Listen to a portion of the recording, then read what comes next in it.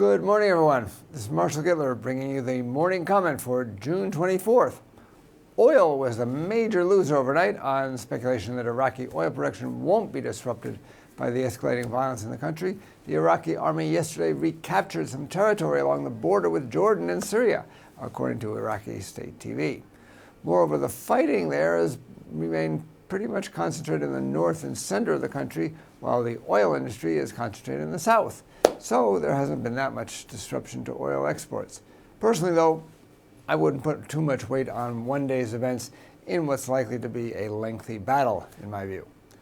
Anyway, looking at the betas of currencies with regards to movement in the Brent price over the last 2 years, we found that the Hungarian forint, the Turkish lira, the Swiss franc, and the Danish krone, in that order, tend to gain the most against the dollar when oil prices decline.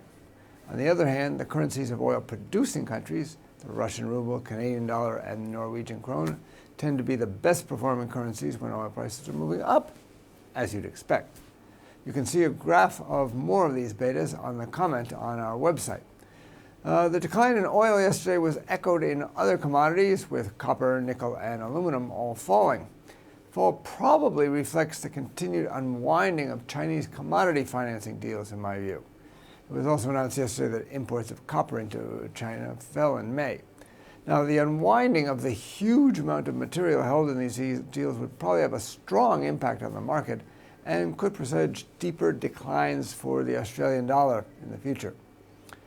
Yesterday's purchasing managers' indices showed a widening divergence between the Eurozone and the U.S. The German PMI was lackluster, rising only marginally, while the French manufacturing PMI declined at an accelerating pace. In the U.S., however, the market PMI rose more than expected, as did existing home sales. This divergence in economic performance is likely to cap Eurodollar on the upside, even while the divergence in inflation, and hence real interest rates, has been putting a floor on the pair recently. The result could be just a further period of low volatility. The main event today will be the German IFO survey for June. The current assessment index is expected to rise somewhat, but the expectations index is estimated to decline marginally. The expectation index tends to dominate the effect on the market, so it is possible that the number could depress Eurodollar. There are several indicators out in the U.S. The Conference Board Consumer Confidence Index for June is expected to have risen slightly, which would be encouraging as the U of M preliminary index for the month was lower. New home sales for May are expected to be higher, following yesterday's better-than-expected existing home sales. For more information, including technical analysis, please read the full comment on IronFX.com.